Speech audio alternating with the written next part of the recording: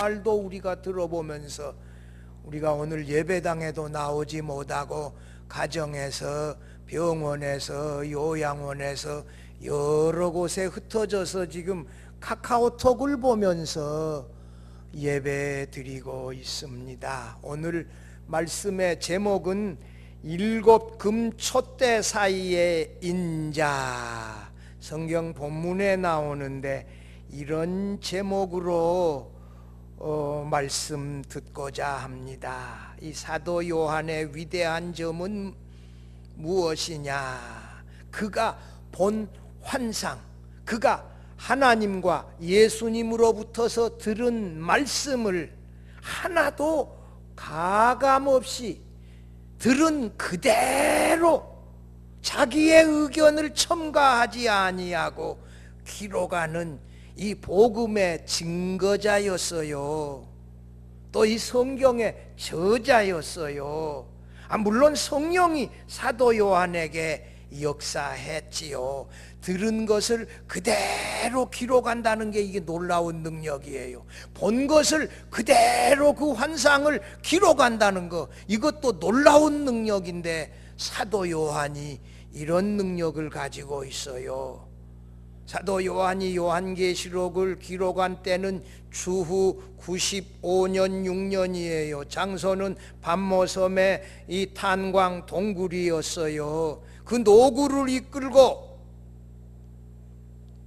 사역을 하고 노역을 하는데, 뒤에서 여기 12절 봐봐요. 12절 보면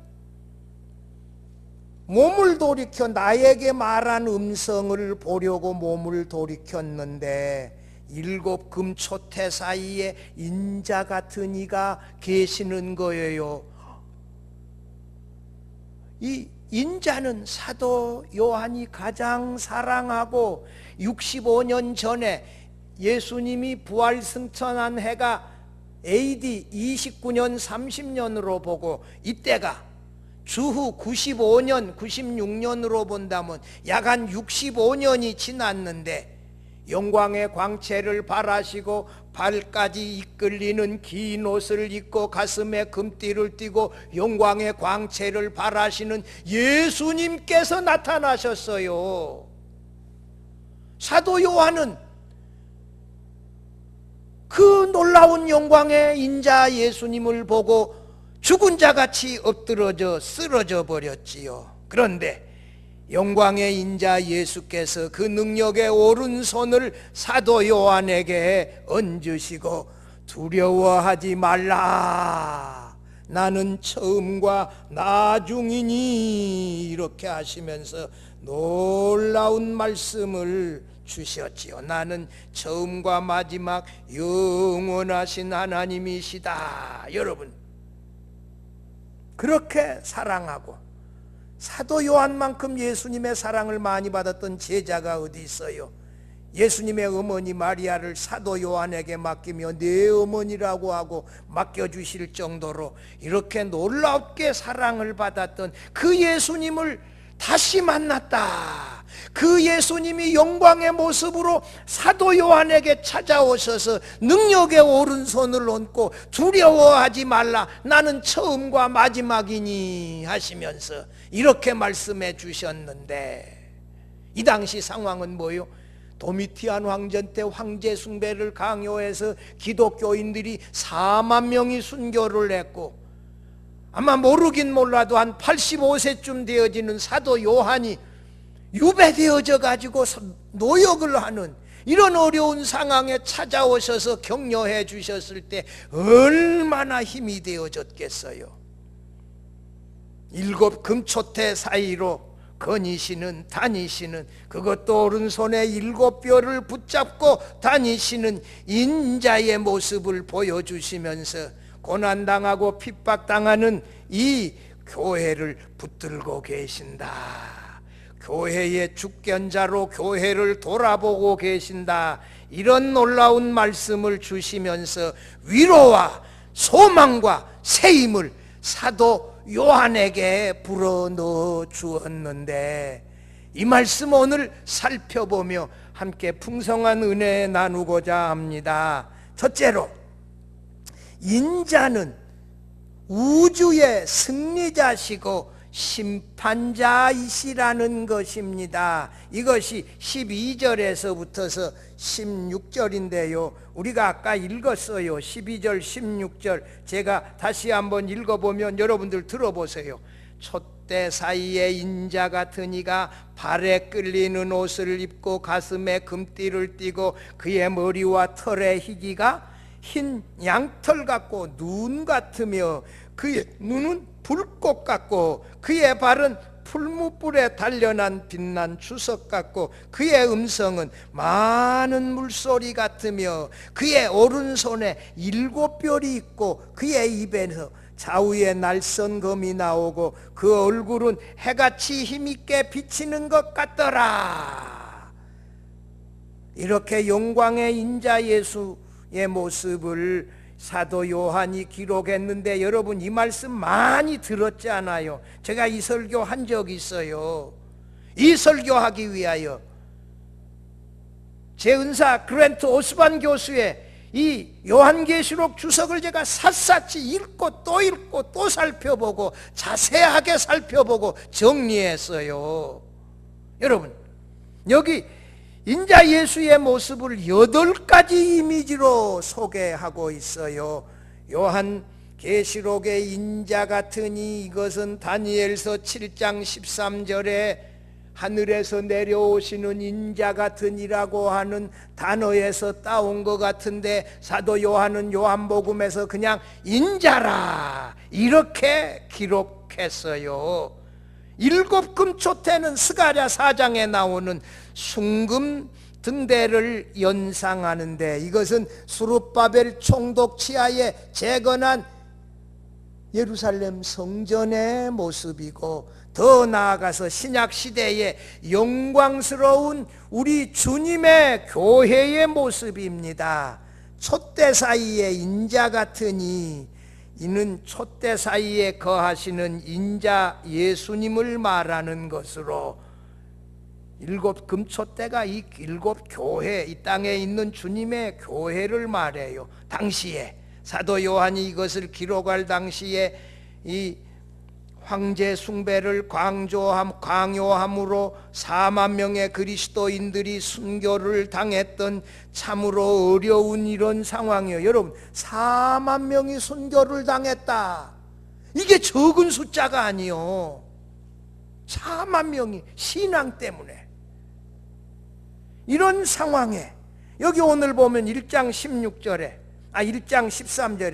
인자 예수가 촛대 사이에 계시고 1장 16절에 오른손에 7별을 붙잡고 계시고 2장 1절에 7 금촛대 사이를 거닐고 계시다는 이 3가지 이미지로 소개하고 있는데 이 말이 무슨 뜻이냐? 인자 예수가 이 교회 다시 말해 자기 백성들 삶 속에 깊숙이 개입하여 주권적으로 다니시며 그들을 돌아보고 계신다는 거예요. 이 교회가 이렇게 어려움 당하시지만 교회의 머리 되신 우리 예수님이 교회 사이에 다니시며 돌아보시고 보호하시고 지키시고 계시다는 사실을 믿으시기를 바랍니다. 이 교회가 주님의 교회입니다.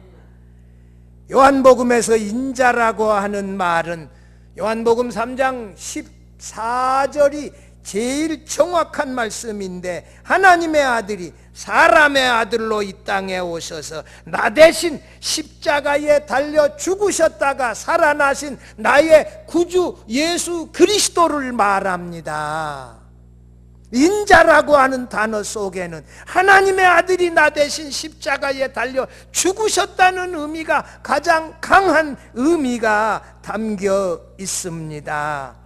변화산에서 영광의 모습을 한 그리스도는 이 땅에 오시기 전에 하나님과 같이 계셨을 때 가지고 계셨던 영광의 하나님의 모습을 보여주었다면 오늘 본문의 사도 요한이 본 인자 예수의 영광스러운 모습은 부활 승천하여 영광의 하나님의 모습을 다시 회복한 영광의 인자 예수님의 모습이에요. 그래서 변화상에서의 그 영광의 모습은 이 땅에 오시기 전의 영광의 모습이었다면, 오늘 본문의 영광의 모습은 부활 승천하여 영광을 회복하신 그 모습이에요. 그래서 조금 차이가 있습니다. 오늘 본문 12절에서 16절 인자 예수의 8가지 연속적 이미지는 문자적인 의미보다는 오히려 은유적인 이미지를 담고 있다는 것이에요. 이 8가지 이미지를 하나하나 분석해서 인자 예수의 이미지를 만들 이유는 없다는 것이에요. 8가지의 이 이미지의 집합이 예수의 용모를 보여주는 것이 아니라 인자 예수의 권능을, 그 속성을 보여준다는 것이에요. 여러분, 이 이미지 하나하나의 해석에 너무 치중하다 보면 빨주노초 파남보 7가지 색깔 이 무지개를 하나하나 나누어 뜯어가지고 해석해버림으로 말미암아 전혀 무지개와 다른 별개의 것을 만들어버릴 가능성이 있어요. 이 8가지의 의미를 전체적으로 무지개를 하나로 보듯이 이렇게 하나로 봐야 인자 예수의 영광의 모습을 제대로 이해할 수 있다는 것입니다. 먼저 이 긴 옷과 금띠예요. 13절 발에 끌리는 옷을 입고 가슴에 금띠를 띠었다. 인자 예수가 긴 옷을 입었고 가슴에 금띠를 띠었다. 우리가 이게 조선 왕조 시대에 이 조정에서 임금 앞에서 왕 앞에서 회의하는 것 보면 전부가 이 긴 옷들을 입고 머리에 사모간대하고 가슴에 이 띠를 띠고 있지 않아요. 어떤 학자들은 대제사장의 예복과 띠를 가르친다고 하는데 꼭 이렇게 해석하기는 어렵다. 다른 학자들은 이 긴 옷은 대제사장의 옷이 아니라 일반적인 옷과 띠를 가리키는데, 왜냐하면 이 긴 옷과 가슴에 두른 띠는 고관들과 통치자들이 착용했다는 것이에요. 그래서 예수님이 입으신 이 긴 옷과 금띠는 인자 예수께서 높아지시고 위엄을 가지시고 계신다. 여러분, 인자로 이 땅에 오셔서 그 낮아지셨는데 그분이 긴 옷을 입고 있다, 금띠를 들었다, 이제는 높아지셨다, 위엄을 가지고 계신다, 이런 의미가 있다는 거예요. 둘째, 흰머리와 머리털이에요. 현대인의 성경 14절에 그분의 머리와 머리털은 흰 양털과 눈처럼 희고라고 번역했어요. 인자의 머리털이 흰 양털, 흰 눈 같다. 다니엘서 7장 9절에도 그의 옷은 희기가 눈 같고 그의 머리털은 깨끗한 양의 털 같고, 이렇게 표현했는데 인자의 머리털이 눈과 흰 양털 같다. 여러분, 14절에 인자의 머리털이 흰 양털 같고 흰 눈 같다, 이 표현이 무엇일까요? 고대 문화에서 흰 머리털은 존엄성을 가르친다. 오랜 세월 경험에서 우러나오는 축적된 지혜를 가르친다는 것이에요. 고대 세계에서 완전히 흰색을 묘사할 때 양의 털과 흰 눈 외에 다른 것으로 묘사한 것이 없었다는 것이에요. 흰 눈, 흰 양털, 이것은 가장 완전한 흰 것을 묘사할 때 사용된 표현이라는 거예요. 인자의 머리털이 희다는 것은 인자 예수의 영원한 지혜와 그의 인격에 존엄성이 담겨 있다는 뜻이에요. 셋째로 불꽃 같은 눈이에요. 14절 그 눈은 불꽃 같고, 요한계시록 2장 18절 19장 12절에 2번 더 나오고 다니엘서 10장 16절에서도 그의 눈은 햇불 같고, 본문은 불꽃 같은데 햇불 같고 이런 표현도 있어요. 인자의 눈이 불꽃 같고 햇불 같다 했는데, 인자가 인간의 상황과 정곡을 이 마음 중심을 꿰뚫어 보시는 신적인 통찰력을 가지고 계시는 하나님이시다. 다니엘서에 인자의 눈이 햇불 같다는 것은 자신에게 불순종하는 악인들을 준엄하게 심판하시는 분이시다, 이런 의미도 담고 있다는 것이에요. 네 번째, 주석 같은 발이에요. 15절 또는 2장 18절에도 또 나오는데, 그의 발은 풀무불에 단련한 빛난 주석 같고, 다니엘서 10장 6절에 빛난 놋과 같다는 표현도 있어요. 이것은 이 소아시아 두아디라 길드에서 나왔던 구리와 아연이 혼합된 놋의 합금으로 인자 예수의 영광과 힘을 말한다. 단련된 빛난 주석이니까 깨끗하고 순결하다는 거예요. 강하다는 거예요.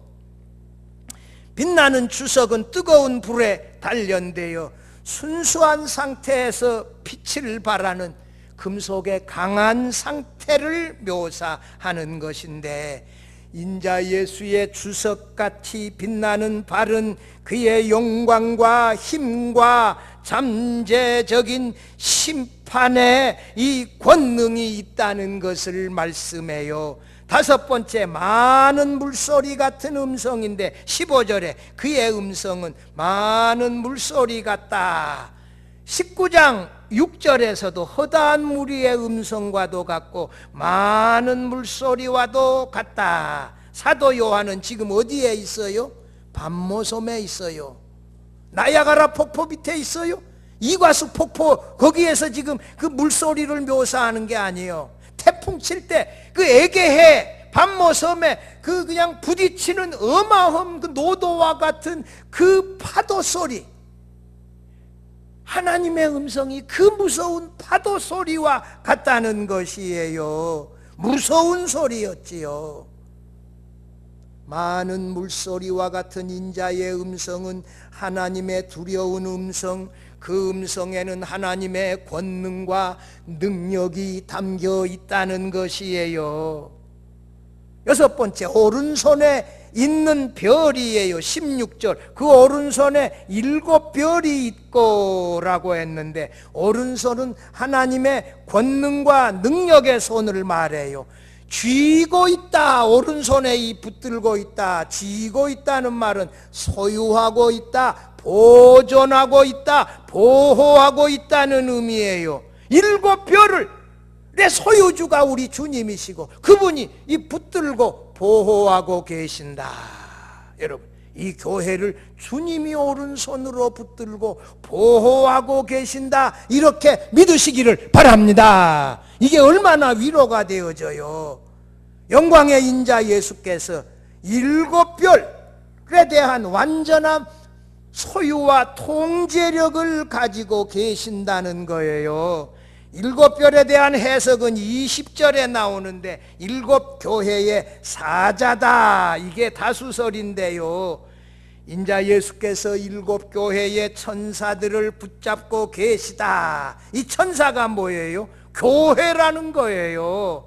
영광의 인자 예수께서 7교회를 붙들고 통제하시고 다스리고 보호하고 계신다는 것이에요. 7번째, 입에서 나오는 검이에요. 16절 그의 입에서 좌우의 날선 검이 나오고, 검은 확실히 심판의 검을 말하는데, 검이 나오는 인자의 입은 심판을 선포하는 이 상황을 묘사해요. 에베소서 6장 17절에 성령의 검 곧 하나님의 말씀을 가지라. 입에서부터서 하나님의 말씀이, 입에서부터 나오는 말씀이 성령의 검이라는 거예요. 말씀을 통해서 마지막에 심판해요.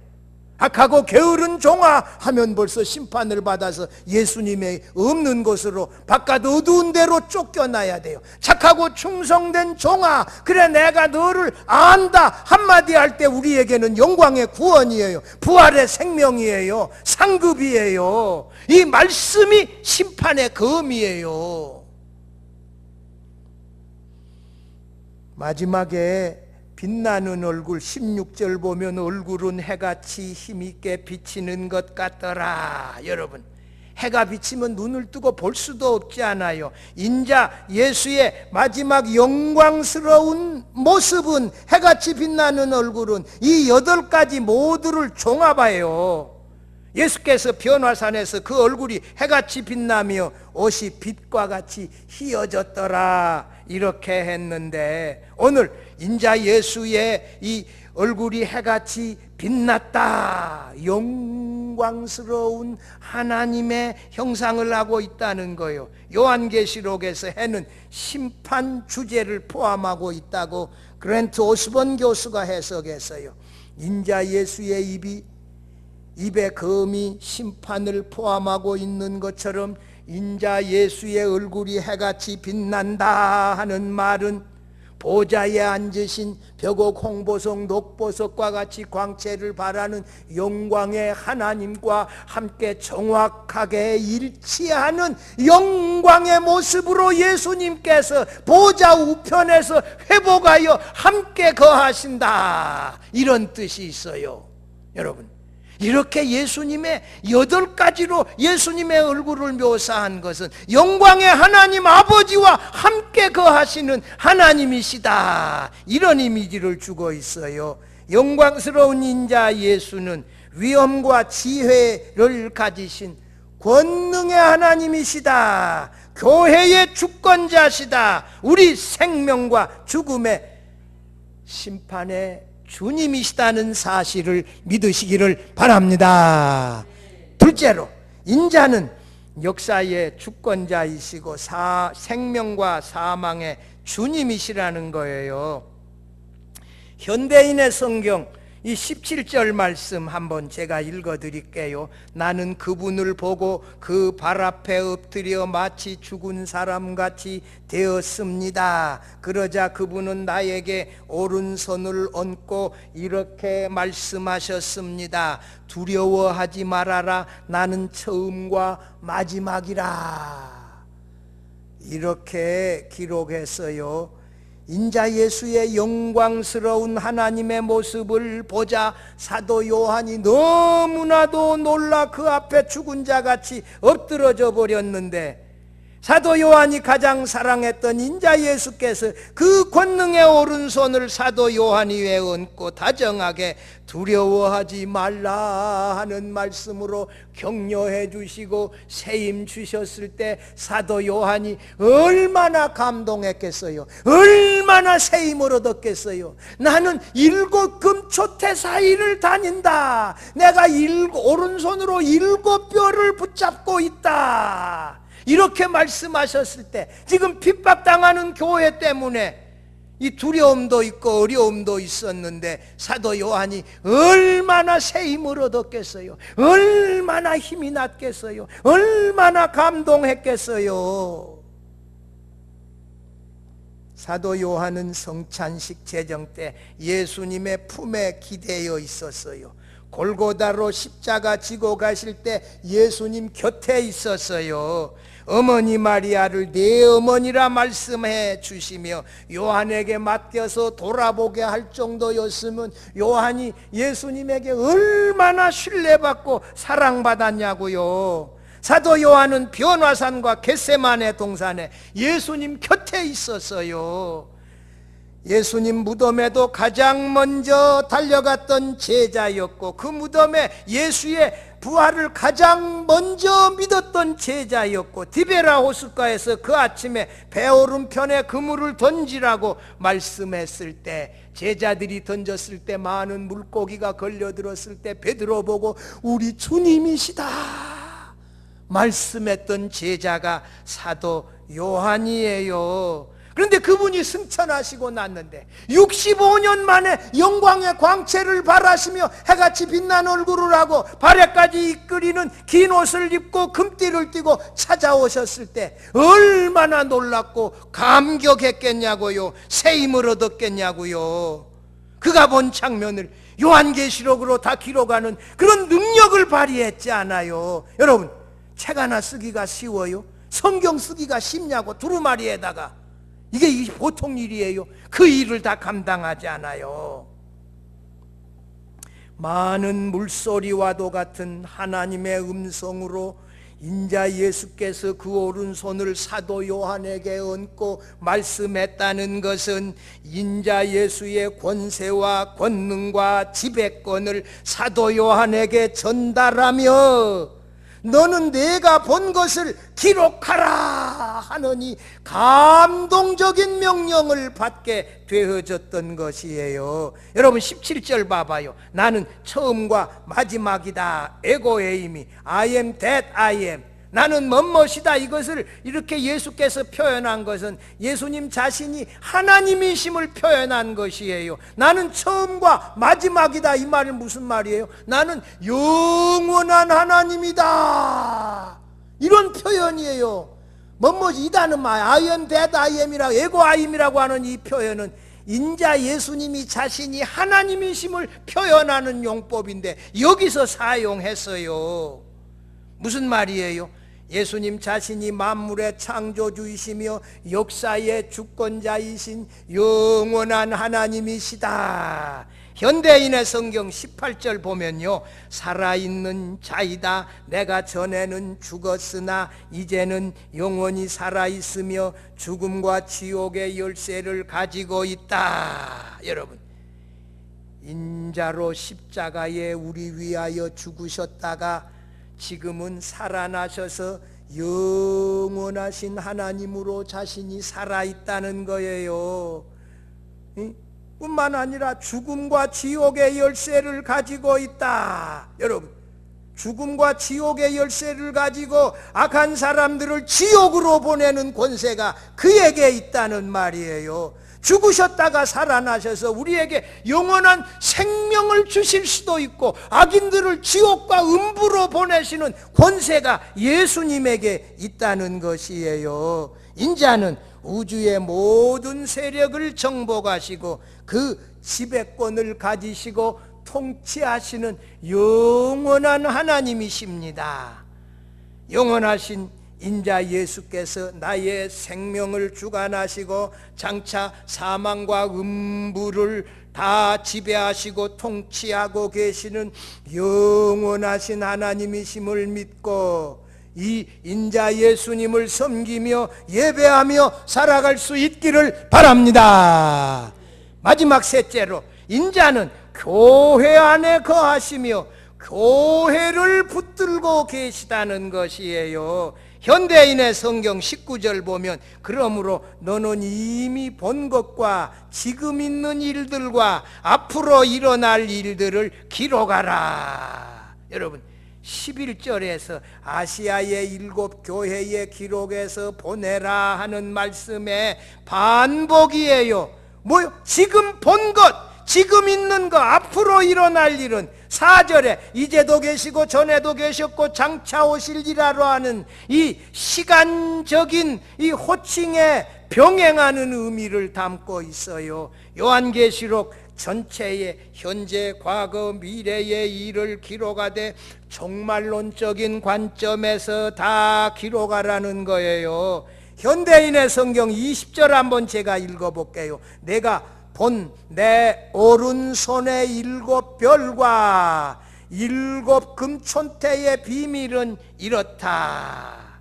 7 별은 7 교회의 지도자이며 7 금초대는 7 교회이다. 현대인의 성경이 유일하게 별을 7 교회의 지도자다 이렇게 번역했는데 오늘 우리말 여기 개역개정 성경 봐봐요. 거기는 7 별은 7 교회의 사자라는 거예요. 어느 것이 다수냐?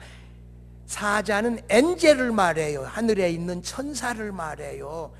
제가 이거 영어 성경 킹제임스 버전, NIV, NASB, 그 다음에 우리 개역개정 성경 봤더니 이 사자는 다 엔젤, 천사로 다 번역했어요. 7 교회의 지도자로 번역한 것은 소수설이에요. 현대인의 성경만 그렇게 번역했는데 7 별을 교회의 책임을 맡은 이 7 교회의 천사로 해석하는 학자들이 훨씬 더 많아요. 그런데 이 7 천사는 7 교회와 동일하다는 거요. 일곱 천사들을 붙들고 계시다는 말은 무슨 말이요? 일곱 교회를 붙들고 계시다는 것이에요. 사실 이 인자 예수께서 핍박받는 교회들 사이로 다니시며 교회를 붙들고 계신다, 교회를 지키시고 계신다. 여러분, 두려워 떨 것이 아니요, 이 교회의 머리가 영광의 인자 예수님이시고 그 이 교회 사이로 다니신다. 일곱 별을 오른손으로 붙들고 계신다. 이 교회가 주님의 교회로 주님이 지배권을 가지고 주권을 가지시고 다스리고 계신다. 이런 믿음을 가지고 우리가 겸손하게 주님 앞에서 교회를 섬기며 충성할 수 있기를 바랍니다. 이 교회가 주님의 교회란 말이에요. 주권자가 주님이시라는 거예요. 지금 4만 명이 순교당하는 이 어려운 시절에 주님이 주권자로 교회를 붙들고 계신다, 다스리고 계신다, 돌아보고 계신다. 이 말씀이 사도 요한에게 얼마나 위로가 되어졌겠습니까? 여러분, 이 불확실한 상황, 이 정부가 교회를 예배를 정말 이 코로나19를 막기 위해서 이렇게 비대면 이 예배하도록 이렇게 하겠지만서도 교회 예배 드리는 것에 대한 존경심이 좀 없는 것 같은 그런 아쉬움도 좀 들긴 들어요. 왜냐 그러면 이 중세 시대에 이 근세로 종교개혁 시대 그 무렵에 패스트로 인하여 죽은 사람들이 7,500명이요 7,500만 명. 전염병을 교회가 두려워하지 아니하고 마구제비로 모여서 예배드리다가 많은 사람들이 병 걸려서 죽였어요. 7,500만 명이 유럽에서 죽었어요. 그러니까 우리가 이 병 앞에 우리가 조심해야 되는 것은 사실이지만 이 정치 지도자들이, 신자들이 예배하는 것을 좀 존중히 여기는 것도 필요하다, 이렇게 보지요. 교회는 인자 예수를 믿고 인자를 의지하며 예배하면서 모든 어려움을 다 인내하라는 것이에요. 교회는 시련 속에서도 신실한 자로 믿음을 지키며 남아 있어야 되고, 어떤 상황에서도 예배의 자리에 서서 가정에서든지 병원에서든지 요양원에서든지 일터에서든지 하나님을 예배하라는 것이에요. 사랑하는 성도 여러분, 로마 도미티안 황제 때 기독교인 4만 명이 순교당하는 이 어려운 시절에 인자 예수께서 밤모섬에 그 노구를 이끌고 노여가는 사도 요한에게 찾아가셔서 이 능력의 오른손으로 얹고 위로해 주시며 소망을 주시며 격려하셨습니다. 교회의 주권자가 우리 주님 예수님입니다. 그분이 우주와 역사의 주권자이시고 우리의 생명을 주관하시는 분이고 사망을 지배하시는 분이에요. 우리가 이분을 두려워하며 이분을 예배하고 섬기고 의지하며 살아가야 합니다. 코로나19와 같은 이 어려운 상황에서 특별히 이 집합금지의 명령까지 내려져서 예배당이 문을 닫고 예배당에 나올 수 없는 이런 어려운 상황에서 가정에서든지 병원에서든지 요양원에서든지 일터에서든지 자동차 안에서든지 어디서든지 예배의 시간에 영과 진리로 성삼위일체 하나님을 예배해야 합니다. 예배가 신앙이에요. 아무리 어렵고 힘들어도 예배는 중단하지 마세요. 이 카카오톡 라이브를 켜지 못하겠다고 말하는 지금 문자가 내 몇 개 올라온 거 봤는데 나중에 자세하게 더 알려드릴게요. 우리 아이들도 오늘 주일부터 동영상 예배를 시작했어요. 아이들이 주일날 동영상 예배에 꼭 참석하도록 도와주세요. 영광의 인자 예수께서 그 능력의 오른손으로 죽은 자같이 쓰러진 사도 요한의 위에 얹으시고 격려해 주시며 위로해 주시고 능력을 주셨는데, 영광의 인자 예수께서 우리 가운데 다니시며 우리를 붙들고 계신다, 이런 믿음을 가지시고 새 힘을 얻으시고 위로를 받으면서 그 어떤 상황에서도 예배를 중단하지 말고 하나님을 예배하고 섬기다가 사도 요한이 받았던 그 놀라운 은혜를 넘치도록 받아서 어려운 시절에도 당당하게 신앙생활하는 우리 모든 성도들이 되어질 수 있기를 주의 이름으로 축원합니다.